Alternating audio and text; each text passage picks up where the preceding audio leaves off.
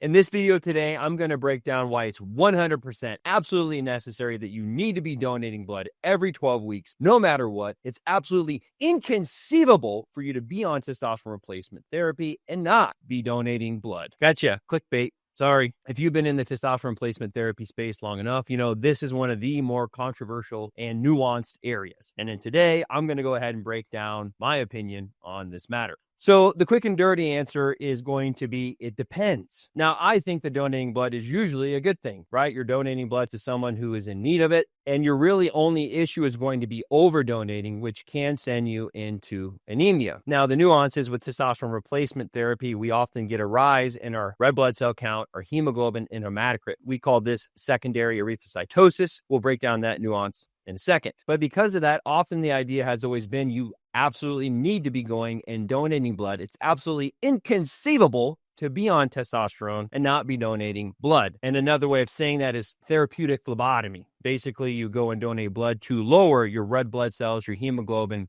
and your hematocrit. So let's start with polycythemia versus erythrocytosis. Now, most often when we talk about polycythemia, people think polycythemia vera. This is a bone marrow cancer where you produce lots of cells, versus erythrocytosis is when we talk about secondary erythrocytosis, where we have other factors that are stimulating our bone marrow to produce red blood cells. So one is primary, meaning in polycythemia, your bone marrows are overproducing them. And then secondary erythrocytosis, there are factors outside of your bone marrow that are causing it to raise up red blood cells, hemoglobin, and hematocrit. So often polycythemia, bad, blood cancer. And in polycythemia vera, we get not only a rise in our red blood cells, we can also get a rise in our white blood cells and clotting factors. And this often leads to a wide variety of blood vessel and heart issues. We don't really see this in erythrocytosis that comes from testosterone replacement therapy. We're just raising the red blood cells, the hemoglobin, and the hematocrit.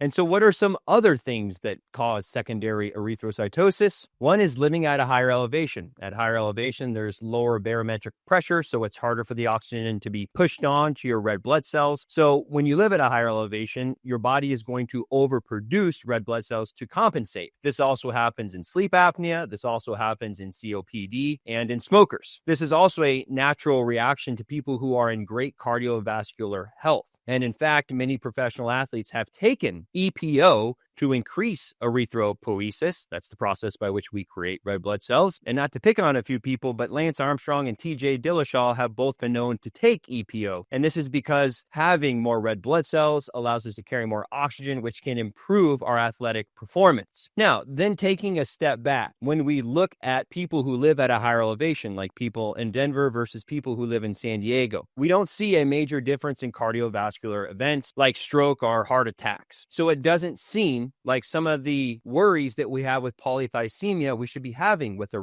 secondary erythrocytosis. Often, though, to be careful, that's where we get this idea of like, oh, you need to make sure you go and donate blood so you keep your red blood cells, your hemoglobin, and your hematocrit in the normal area. So what are the normal areas? Well, the way I usually talk about it is the Endocrine Society recommends once your hematocrit hits 54% that you should be donating blood, aka having a therapeutic phlebotomy, in order to lower that back into the normal range, which depending on the lab is usually somewhere between 50 to 51 to 52. On the lower end, again, it can depend 38, 40, and these numbers are usually higher in men by about 5%. The other marker I like talking about is once your hemoglobin hits 20%, the Red Cross will cut you off. Most blood markers have the hemoglobin somewhere between 13.5 upwards to 17.5. And so this is where the nuance comes in. If you've started testosterone replacement therapy and your hematocrit is at 52 and your hemoglobin is an 18.1, it's kind of tough. Should we be donating? Now, my 2 cents is if we can keep you in the normal reference range, why not? The worry is, though, if you have too many blood donations quickly, you can push yourself into anemia. This can lead you into lack of energy, lack of drive, lack of motivation, and overall not a good sense of well-being. So you definitely don't want to overdonate.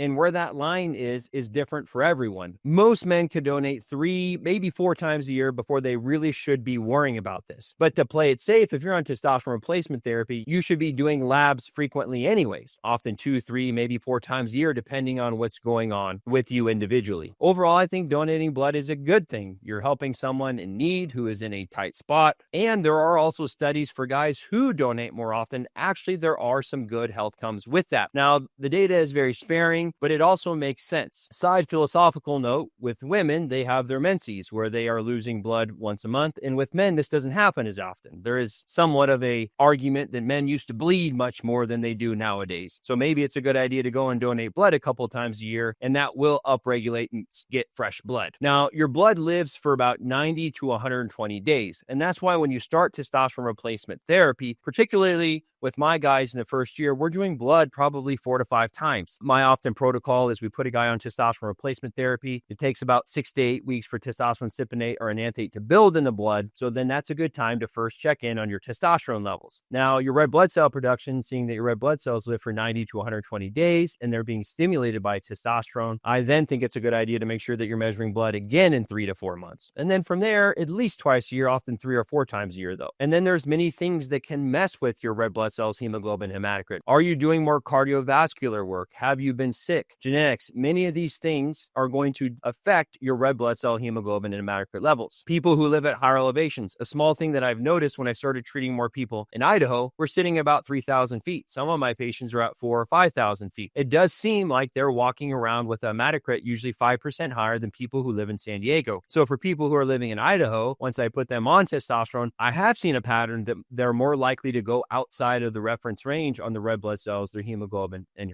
their hematocrit. Now, symptom-wise, it varies whether or not this affects you, but I have had guys tell me once they go and donate, they feel like pressure is being let out of a tire that has too much air. Some guys, when their red blood cells, hemoglobin, hematocrit are too high, they feel like they get flushed easy, they get out of breath easy, as if they were living, as if they were going up a flight of stairs at heavier elevation. So often I tell guys when we start on testosterone replacement therapy, 1, I don't think it's a bad idea to donate anyways, and 2, some guys feel better on it. Now, I have a personal experience that I tried to donate 3 times very quickly, and I felt terrible. First time I donated, I felt pretty good. 10 weeks later, I donated again. I felt all right. And then 10 weeks later, I donated again, and I felt like I had the flu for like 3 days. I had no energy. I was completely lethargic. I was like, bad idea. So that's why you should be doing blood work, and you definitely can overdonate. And one last thought, with testosterone replacement therapy and heart problems, there's still lots of data to be collected. Now, I would argue that having higher testosterone and dealing with some of the side effects that come with it, you're much better off being there than you are being metabolically unhealthy, maybe being 20, 30, 40, 50 pounds overweight. We know the issues that come with that. Having optimized testosterone and having slightly more viscous blood with your hematocrit, we really don't know. I think there may be some concern with if you have a more viscous blood over a longer period of time, maybe it is harder on the heart. We don't really know at this point. But in my practice, what I really try and do is keep my guys into the normal reference range if we can. But again, it's a very individualized situation that I work with every guy to figure out what their life goals are. And then I just talk to them about the risks and the benefits of doing blood donations or not. And then I have them sign a consent form. And then a quick reminder, this has not been medical advice. Go talk to a practitioner if you're going to do testosterone replacement therapy, or if you just have secondary erythrocytosis from sleep apnea or COPD. It's good to have this chat with your doctor so we can keep you around for all the future videos. So I hope you found that all helpful. This is one of the more nuanced areas of testosterone replacement therapy, and everyone should be treated as an individual. This is why you should be doing blood work and working with a practitioner to make sure that you can minimize your risks of heart problems caused by testosterone replacement therapy. If you made it this far, I think you'd enjoy this video that I did. Until next time, stay vigilant, my friends, and God bless.